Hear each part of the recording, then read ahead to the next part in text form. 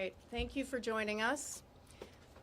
As Jennifer said, my name is Jennifer Homendy, and I'm the chair of the National Transportation Safety Board. With me today is Rob Hall. He is the director of our Office of Rail, Pipelines, and Hazardous Materials Investigations. I want to start with addressing the people of East Palestine. I am so sorry for the traumatic event that you're going through. It's devastating. Over the course of my career, and I've handled rail and pipeline and hazmat for well over 25 years, both Rob and I have sat with communities, with residents after devastating rail, pipeline, hazardous materials releases. We've talked to community members who are suffering health effects, have pets who've died, have damage to businesses and homes. But I can tell you this much, this was 100% preventable. We call things accidents. There is no accident. Every single event that we investigate is preventable. So our hearts are with you. Know that the NTSB has one goal, and that is safety and ensuring that this never happens again. So with that, the NTSB has been on the ground since day one. We completed our investigative work on scene, our on-scene work, yesterday. But we still have a lot of work to do as part of this investigation. So today, I'm announcing that the NTSB will hold a rare investigative field hearing this spring in East Palestine. We don't have investigative hearings often. It is rare. But we will question invited witnesses. Now our goals, we have 4 goals for conducting an investigative field hearing. Number 1, inform the public. Number 2, collect factual information from witnesses. Number 3, discuss possible solutions. And number 4, build consensus for change. As you know, we also released this morning our preliminary report on the derailment. The report does not contain a probable cause that comes at the end of the investigation. It contains only factual information collected during the on-scene portion of this investigation. What I want to focus on today is what we know so far. I want to talk about our investigative process, and then I want to share some information generally about rail safety. We know for a fact that this derailment occurred at car number 23. This train had 3 locomotives, 2 at the head end. The lead locomotive had 3 crew members, including 1 trainee. The 3rd locomotive was between rail cars 109 and 110. There were also 149 rail cars on the train. Car number 23 was a hopper car, which carried plastic pellets. It was the combination of the hot axle and the plastic pellets which started the initial fire.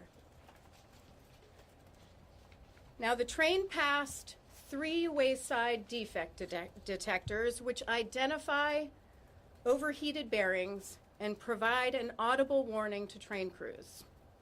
At each detector, the recorded temperature of the bearing increased from 38 degrees Fahrenheit above the ambient temperature, which at the time was 10 degrees Fahrenheit, to 103 degrees above ambient just 10 miles later. Both of those temperatures are considered by Norfolk Southern to be non-critical. The critical threshold per Norfolk Southern is above 200 degrees ambient. Upon passing the 3rd detector with a temperature of 253 degrees above ambient, that's critical. 253 degrees above ambient.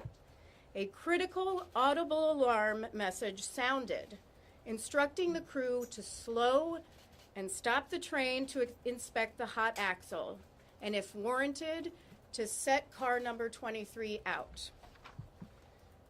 Now, NTSB investigators at this time have not identified any operational issues with the Wayside defect detectors, but we're still looking at them. There's also no evidence of track defects.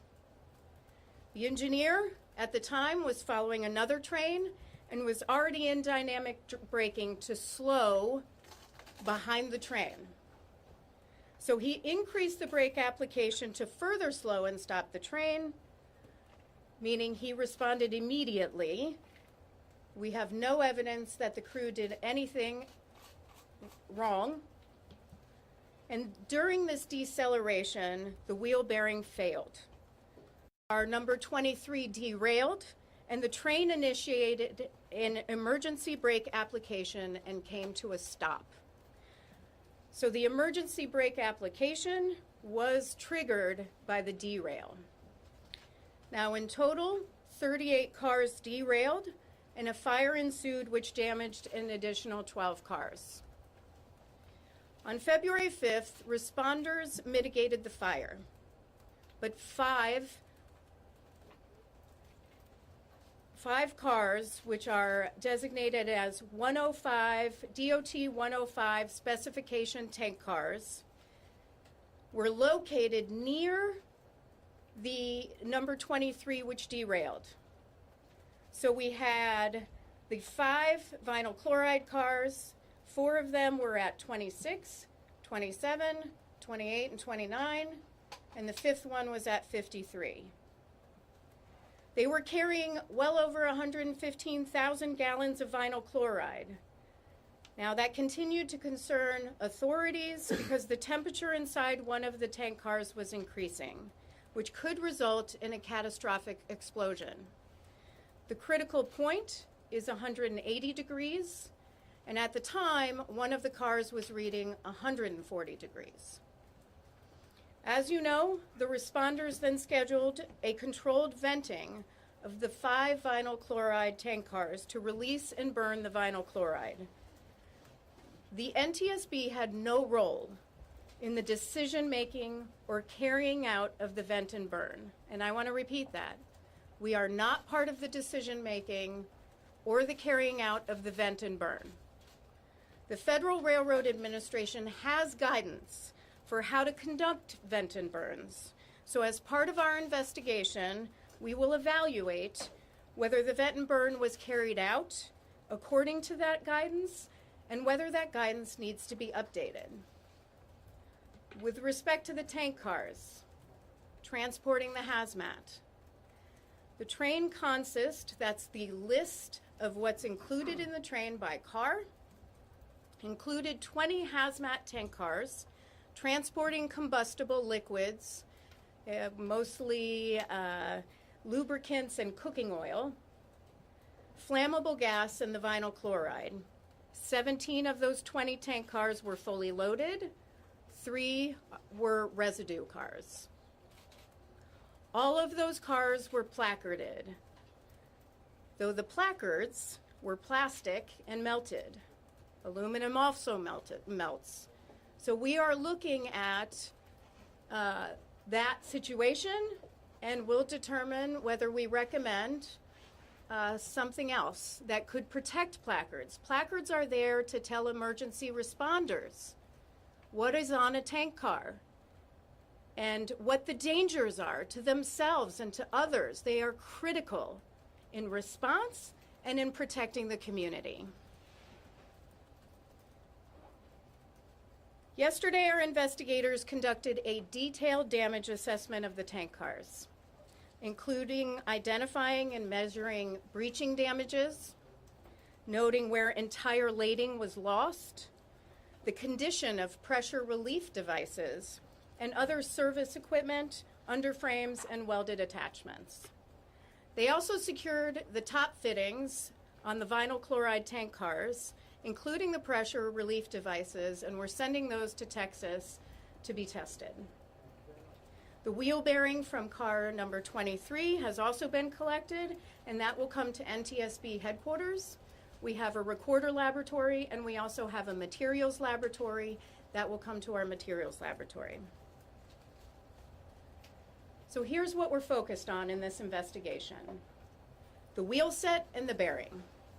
Roller bearings typically last the life of a wheel set, but they do have a finite life, typically between 100,000 and 300,000 miles. There are a number of causes for overheated roller bearings. These could include fatigue cracking, water damage, mechanical damage, a loose bearing, or a wheel defect, and we will look at all that. We will look at rail car design and maintenance practices of Norfolk Southern, as well as Norfolk Southern's inspection procedures. We'll also look at any history of prior accidents involving car number 23 and this wheel set. We'll look at tank car design and derailment damage. The 105 vinyl chloride cars were insulated, which actually helped at the beginning. There are federal regulations which state that that car needs to be able to be cooled for 100 minutes. We all know the fire lasted longer than the 100 minutes. What that means is after that time, the insulation actually kept the cars from cooling. So we're going to look at that. Also, 15 DOT 111 tank cars were transporting hazmat. Those were on the train. Now, why does that matter? Because current law requires certain DOT 111s transporting Class 3 flammable materials only to be retrofitted or replaced with DOT 117 tank cars. I'm sorry, replaced, not retrofitted. Replaced with DOT 117 tank cars. Of those 3, 2 did not breach. 1 lost the entire lading. Now, it's important to note that the damages to all 15 111 tank cars, including the ones that are not captured in current law, were typical of DOT 111 performance we've noted in numerous previous accident investigations. So we're going to look at the 111 tank cars as well. In the course of the investigation, we'll also look at Norfolk Southern's use of Wayside defect detectors. We're going to look at the spacing of those detectors, whether information is or should be monitored in real time with data trending from a control center. And we'll look at the temperature thresholds, which indicate immediate action once an overheated bearing is detected. Again, spacing and temperature are set by the railroads and vary considerably by railroads. We'll also look at how crews are alarmed and the instructions for responding to those alarms. Now, roller bearings fail, but it's absolutely critical for problems to be identified and addressed early so these aren't run until failure. I'm going to quote a report from the Transportation Safety Board of Canada in a 2013 report which looked at Wayside defect detectors and roller bearings. They said, "It is recognized in the railway industry that wheel set roller bearings can fail catastrophically in as few as 10 to 15 miles on a train traveling at track speed. You cannot wait until they've failed. Problems need to be identified early, so something catastrophic like this does not occur again." This, of course, was much earlier than 10 to 15 miles, so we're going to look at that. Finally, we're going to look at the accident response, including how responders and the public received information prior to and right after the derailment. An informed public can be prepared to implement protective actions when accidents occur. While the general public may not require detailed information, such as the specific numbers, dates, and times of hazmat tank cars traveling on any route, they need to know, absolutely deserve to know, whether they live or work near a hazmat route. They also need to be aware of the hazards associated with releases, what railroads will do to prevent accidents and mitigate consequences, how to recognize and respond to an emergency, what protective action to take in the event of a hazmat release, and how to contact railroads and federal authorities regarding specific concerns, and that should also include state authorities. Now, we've issued a number of recommendations, rail safety recommendations. These are recommendations to improve rail safety following tragedies. Some of these recommendations go toward urging railroads to work with communities on the emergency planning, on routing, what should be routed and not routed through communities, and what information the general public and emergency responders need and deserve. So now I'm going to move into what is the NTSB's process. We are still in the fact-finding phase. You might say, what takes so long? We know what derailed the train. We have a lot of questions. In the initial stages of any investigation, we often receive information that's inaccurate. So we have to ask a lot of questions. And those questions create more questions so that we dig deep. We are very methodical in our investigative process. That takes time. Now, in this fact-finding phase, we have what we call parties to an investigation. These are groups of people who can help us gather the facts after a terrible tragedy. In this one, we have the U.S. DOT's Pipeline and Hazardous Materials Safety Administration, the Federal Railroad Administration, Ohio State Highway Patrol, the Village of East Palestine, Norfolk Southern Railway, Trinity Industries Leasing Company, GATX Corporation, those two deal with rail cars, manufacturing of rail cars, and we have 4 unions, the Brotherhood of Railway Carmen, the International Association of Sheet Metal, Air, Rail, and Transportation Workers, the Brotherhood of Locomotive Engineers and Trainmen, and we just added the International Association of Firefighters. Now, these entities help us gather the facts around investigations. There's an advantage to that for them, too. They get the facts when we get the facts, and they can take immediate action to improve safety. They do not have to wait for the end of our investigation and should not wait. We expect them to act. Once the fact finding is concluded, which takes a few months, then everyone will agree in the facts. That will go into factual reports, which will be included in our public docket. Then we will go into our analysis phase. None of those entities are part of the analysis phase. They cannot. The NTSB is an independent federal entity, and we need to remain independent. So we conduct the analysis of those facts, and we issue safety recommendations in a final report, as well as findings, the probable cause or causes, because there could be contributing causes. And for this one, it'll probably be 12 to 18 months from now. But here's what I'm going to say to the communities, because you might be saying, what takes so long? Again, it takes a long time. We are very deliberative. We are the gold standard when it comes to investigations globally.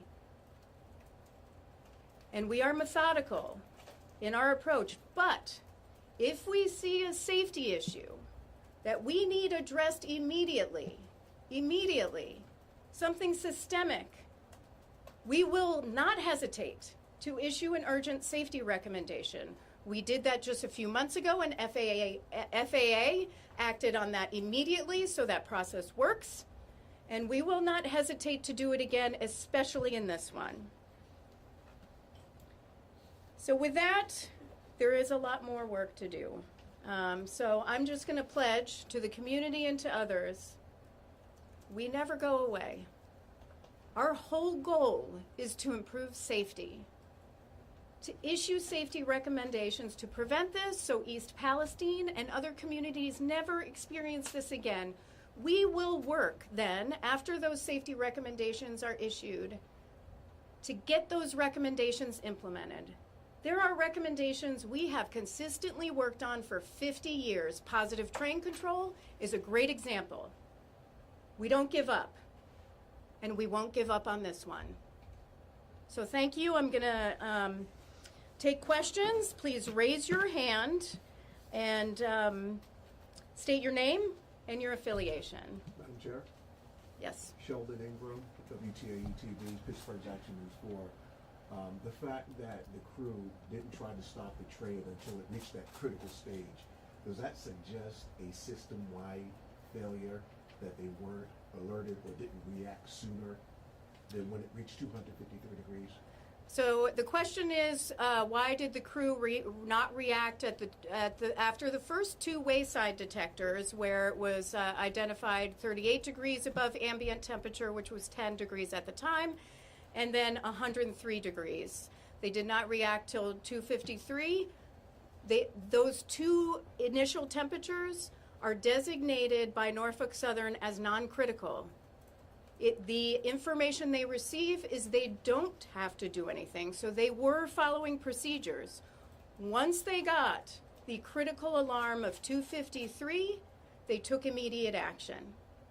In your estimation, does that warning threshold have to change?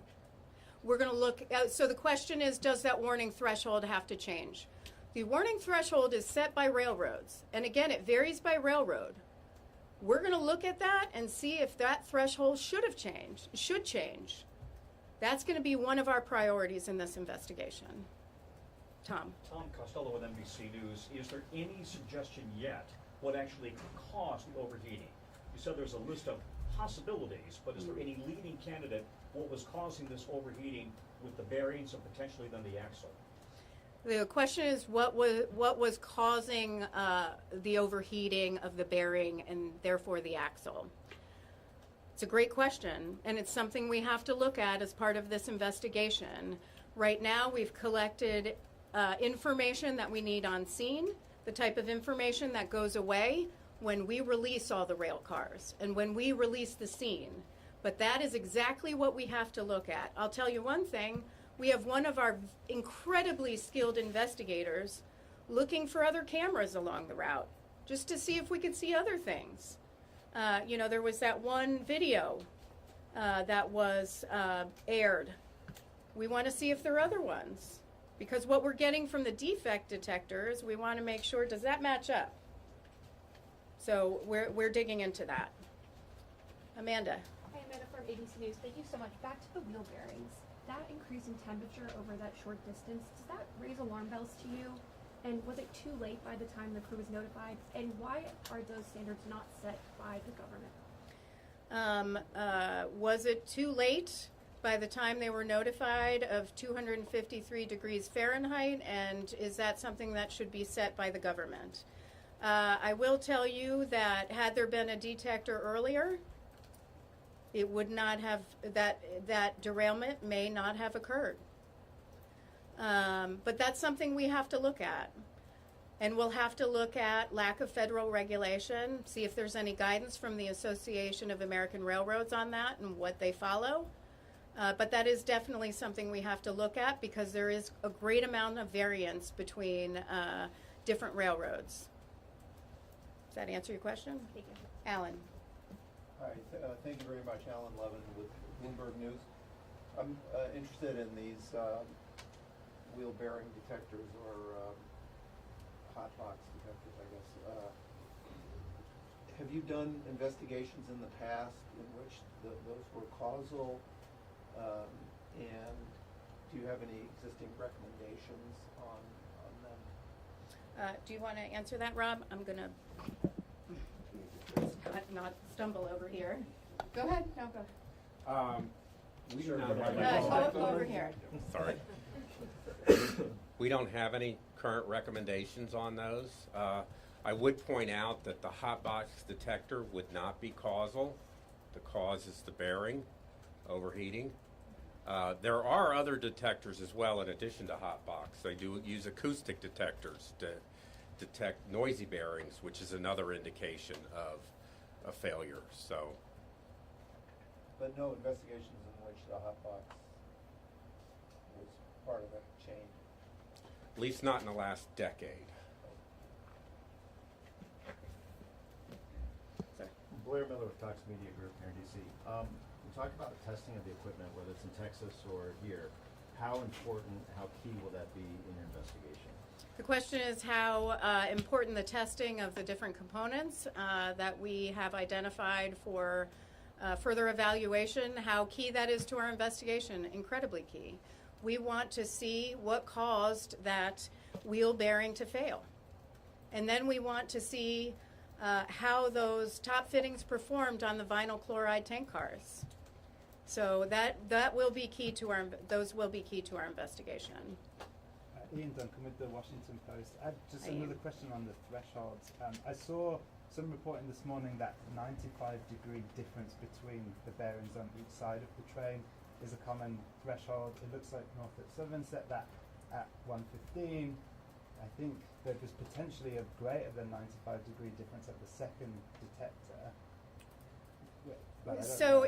it's a measurement of the different sides of the train, so the different wheel bearings, and it's the difference between the two, which Norfolk Southern sets at greater than 115.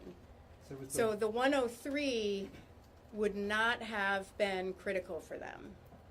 But is Norfolk Southern out of the ordinary in having that at 115 instead of 95? That's what we have to look at.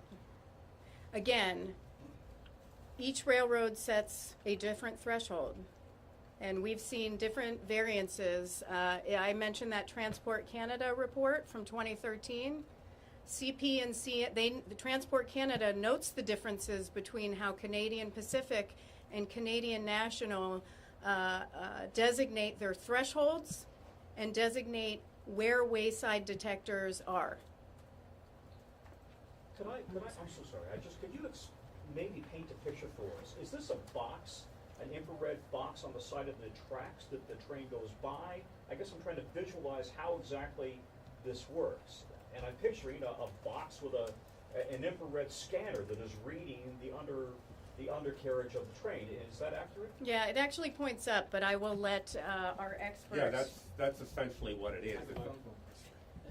That's essentially what it is. In this case, it was down on the ground, pointing up. The train goes over the top of it. Over the top of sensor. it. Okay. In some of these wayside detectors, not here, they're actually a shed that the train drives through, which protects everything from the elements. But there are a number of different types of detectors. Again, it's something that's not regulated. And is it using an infrared beam, or help me make sure we're using the right language here? That's my understanding, is that it's infrared based. Yes, and we'll go over here. Sorry, Zach Budger, The Hill. Thanks for doing this. Can you speak to whether or not there's been any determination, whether you can say at this point whether there was any wrongdoing on Norfolk Southern's part? The question is, was there any wrongdoing on Norfolk Southern's part? We'll have to evaluate that during our analysis. Once we have all the facts, we will look at the analysis. I think we will do our own analysis. The advantage to having the Federal Railroad Administration and the Pipeline and Hazardous Materials Safety Administration as parties to our investigation is they have enforcement authority. They are getting the factual information when we are getting the factual information, so they can take action on enforcement. They'll know. Connie Snyder with Politico.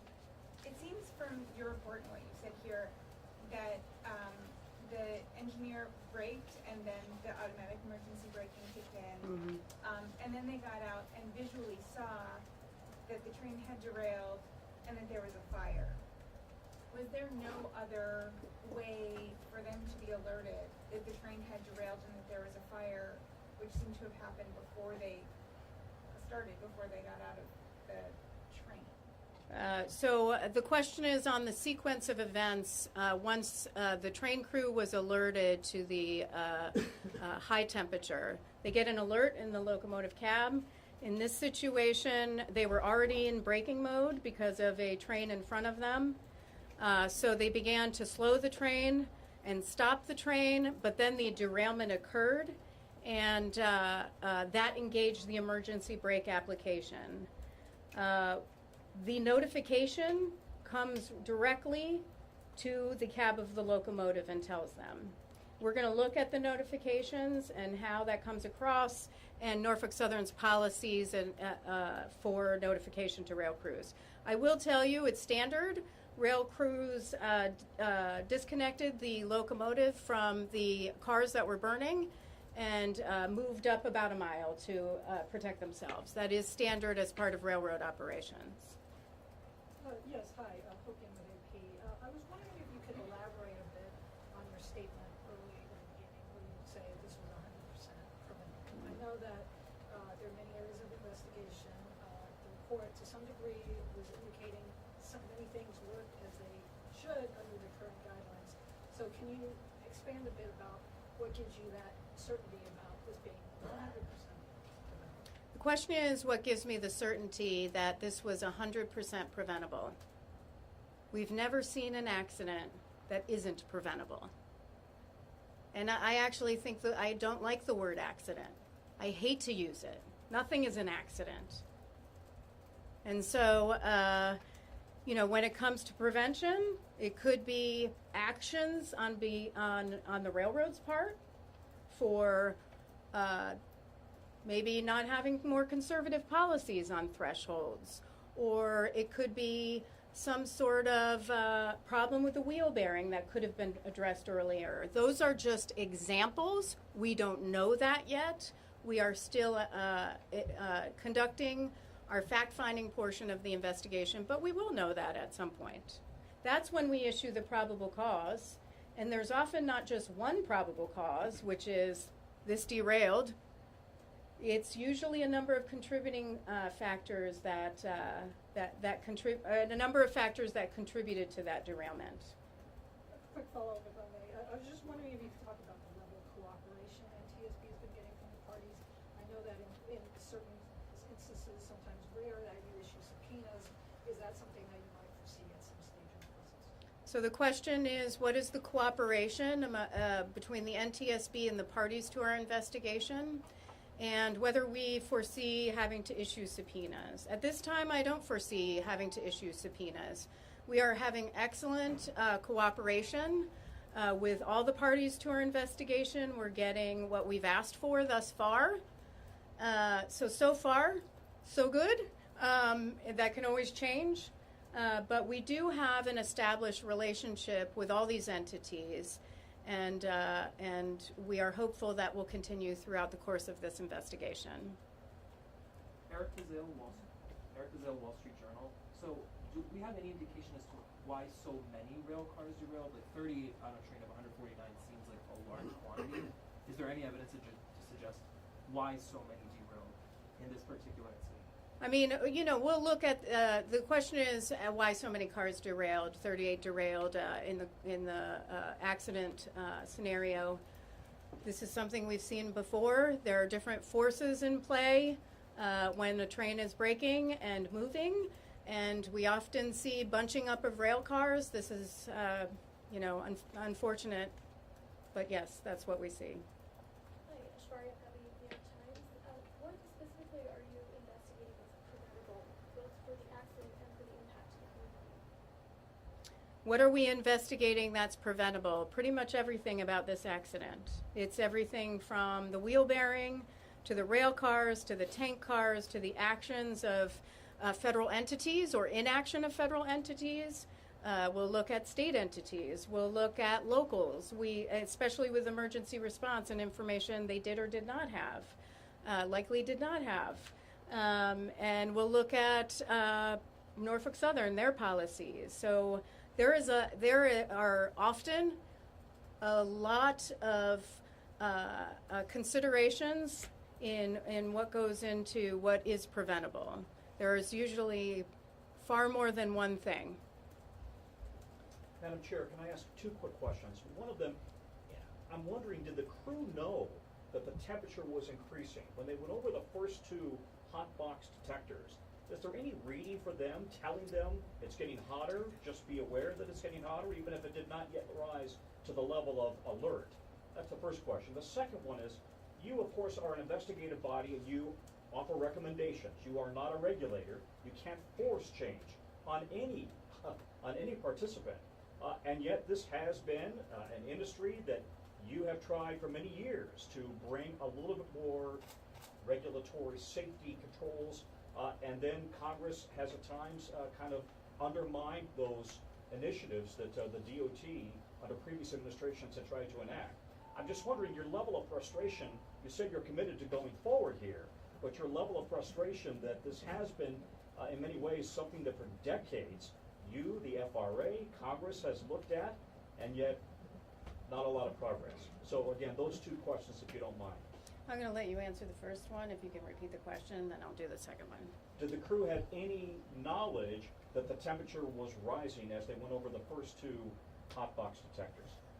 The detectors, the way that they're designed, will provide a radio announcement. And so the radio in the cab would indicate that there is an issue. There's a number of things in the radio announcement that occurs, anything from no defects to the total number of axles. It would have announced the temperatures at this particular axle and told them which axle it was from the front. Just an automated computer voice kind of thing over Yes. the radio saying Yes. this is your speed and or this is the temperature rather, and Yes. it did not yet rise to a critical level. Yes. Okay, thank you for that. And again, your I thoughts about the other issue. And I was asked about my thoughts on the level of frustration on our rail safety recommendations. We don't have the authority to act on recommendations. We issue safety recommendations to the entities that might be involved. It could be Norfolk Southern, could be FRA, could be the Pipeline and Hazardous Materials Safety Administration, could be rail car companies. We'll just have to see who that is. I want to just talk a little, let me back up a little bit on this because I do want to highlight numbers. I've seen this 1096 number out there on derailments. That includes Class 1s, the commuter railroads, the Amtrak, and the short line railroads. If you're just looking at the Class 1 freight railroads, and I looked at this myself just the other night, confirmed it with FRA. If you're just looking at derailments, it's in 2021 for Class 1 freight railroads. So it's the major railroads. We're talking Norfolk Southern, CSX, BNSF, UP, CN, CP. So what we have is 868 derailments in 2021, 68 collisions, 330 that are designated as other. A lot of those are obstructions on rail track. And so, I raise that because we can improve safety in the rail industry. And we have a number of our safety recommendations that are on our most wanted list of transportation safety improvements that we have been fighting for decades to get implemented, which would improve rail safety. But I want to be clear. We have to make sure that what we're proposing as the NTSB is specific to this accident. That's our job. Our job is to determine how this happened and to issue safety recommendations to prevent this one from happening again. That's why I got so frustrated and tweeted. Nobody tweets for me. I tweet my own tweets. That's why I got so frustrated and tweeted, because there's a lot of misinformation on what would have prevented this, and I'm happy to go through some of those. This is a community that has been devastated. They deserve to know what happened, how to prevent it from happening again. They deserve to have the right solutions. Often during our investigations, everyone is guessing. I saw it all over media, which was driving me nuts. And, those solutions all of the ones I heard of are not the solutions. And so you will do a little evaluation to prove that they're not.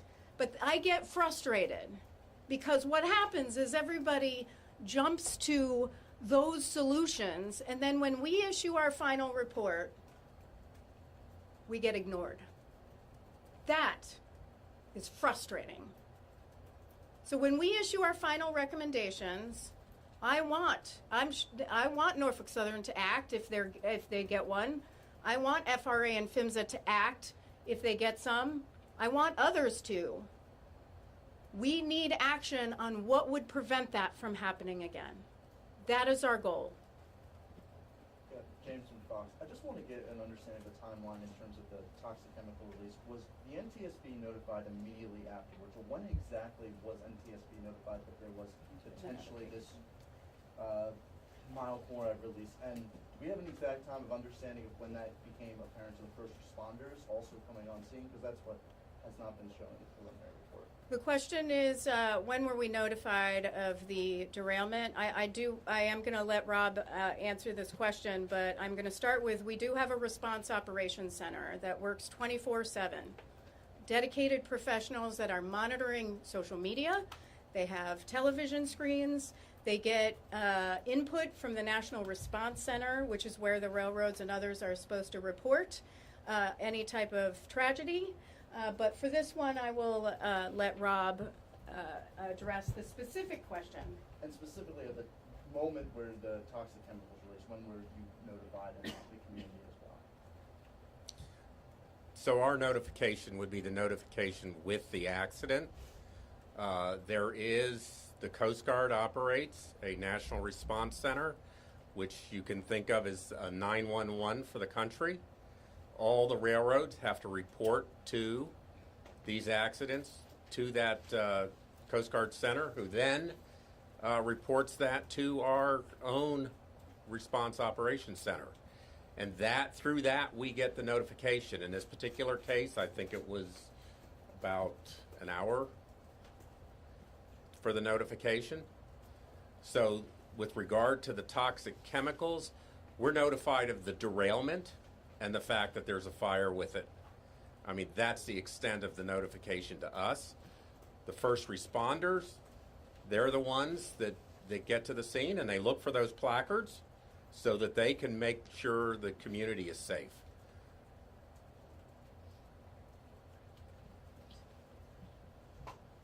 Tony Snyder again with Politico. Can you say a little bit more about the polymerization of the vinyl chloride that was happening inside one of the rail cars, and why that was happening in one rail car, not the others? What was going on with the integrity of the car itself to make that happen? The question is about the polymerization that was going on in the vinyl chloride tank cars, and why one tank car and not the other tank cars. So vinyl chloride, it's a monomer, and it's actually the monomer from which we make PVC, polyvinyl chloride. And so there was a chemical reaction. It was initiated by the vinyl chloride monomer getting too hot. And of course, in a fire environment like that, the amount of heat flux on each car is going to be a little different. So the car that was observed to have the rising temperature probably had the highest heat flux during a fire. That polymerization reaction is an exothermic reaction. So it's going to add heat to the car, which is why the car temperature was rising.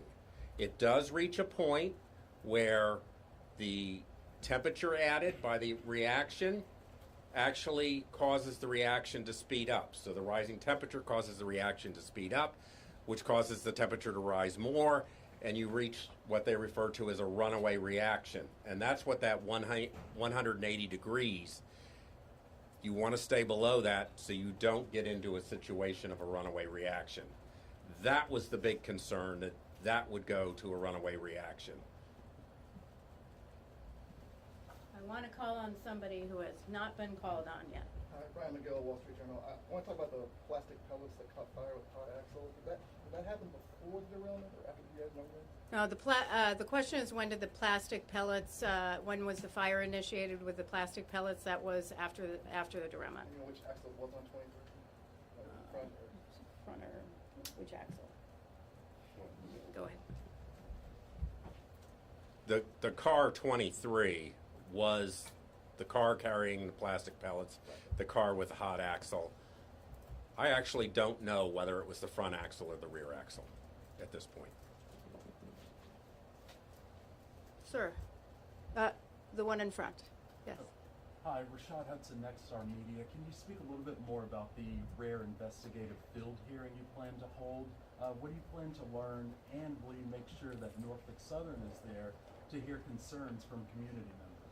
Yeah, so the rare investigative field hearing I mentioned, our investigative field hearing, we do not conduct those on every investigation. It is very rare. I think the last one was a Southwest Airlines investigation that investigative hearing that we held a few years ago. The investigative hearings are different from a town hall. Investigative hearings are invited witnesses so we can get facts and we can talk about possible solutions surrounding what occurred, why it occurred, how it occurred, and what would prevent it from reoccurring. And so we will invite Norfolk Southern. Part of your question was, will we invite Norfolk Southern? I'm sure we will invite Norfolk Southern as part of that panel. What happens in those investigative hearings is each of the board members will ask questions of the panelists. Possibly a few staffers might also ask questions of the panelists, so we can really dig into the information to identify what occurred here. And go here and then to Alan. Kyle Mazza from UNF News. Former President Trump visited East Palestine and decried the Biden administration, your federal government response. What's your reaction to him saying that and decrying the Biden administration, Transportation Secretary Pete Buttigieg for not visiting too soon, in his words? What do you say to the former president, since he's not in government now and you're there? Yeah, so this is what I'm going to say. Enough with the politics on this. Enough with the politics. I don't understand why this has gotten so political. This is a community that is suffering. This is not about politics. This is about addressing their needs, their concerns. That's what this should be about. So I don't care about the politics. What I care about is caring for them. What I care about is figuring out how this happened. And what I care about, and the NTSB cares about, is getting to what would prevent this from reoccurring. Safety is the only thing we care about. Politics is left at the door. Politics is not part of our investigative process.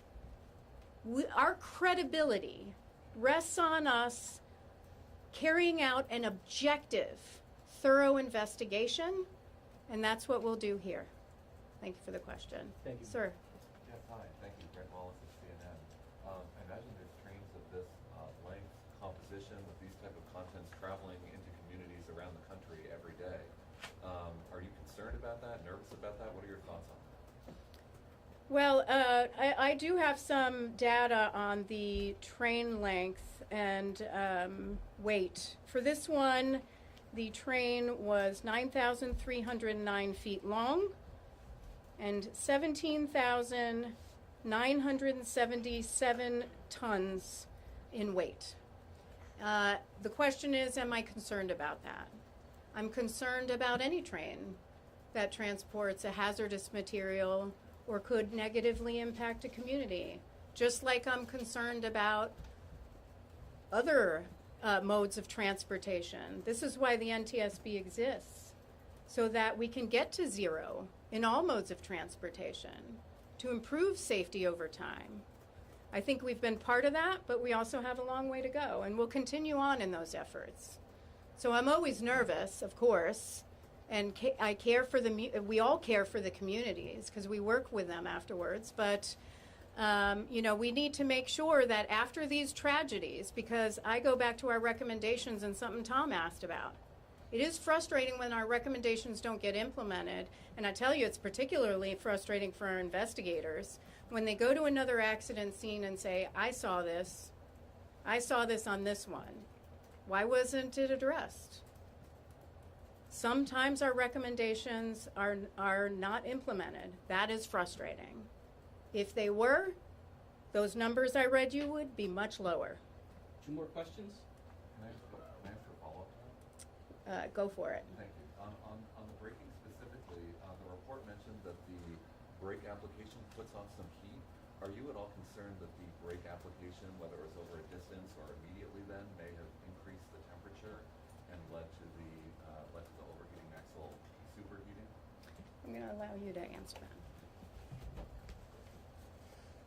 The braking that occurred prior to the critical alarm was dynamic braking. That's using the motors in the locomotive as generators to slow the train. That would not have added heat to the axle. So the critical alarm occurred before then, before they actually used the train line brakes. All right, since that was a follow-up, I'll do 2. Alan. Hi, thank you. I'm wondering if you can provide a little bit more information on where the last sensor was and where the derailment occurred. It seems that they're quite close, but I can't tell, maybe I missed it from the report, of the distance. Was it 100 feet, 1,000 feet, or roughly, obviously? They certainly are very close. We are getting the numbers. Part of that has to come from our event recorder data, and we haven't yet done the full analysis of the event recorder. The event recorder will tell us exactly when the emergency brake application occurred, and we can use that with the location of the detector to understand how far the train had moved when the derailment occurred. So that's an analysis yet to be done. One more. Anybody who didn't ask a question first? Okay, Ian, you're up. So the video that we have, it looks like the bearing's basically on fire or really hot at that point, and I think that is very close to that second detector. Is the condition of it being so hot consistent with the reading that was coming from the detector at that point? Yeah, so we're still looking at that video, and we're looking at others, and that's why we're trying to find other videos to determine, what was going on there. We believe that it was hot, and at that point, grease is burning. That's what we believe on the axle. But do you want to add to that? Yeah. Okay. So we are researching that particular video as well as other videos. We've been contacting businesses that have security cameras all along the route. One of the things we have to do is get the actual location of the camera. So we had that video, we didn't have the actual location down to the foot. And so as we do this analysis and look at all of these video cameras, we're going to get the actual location so that we can estimate, when this occurred. With regard to the temperature measurements are obviously on the outside of the bearing housing. So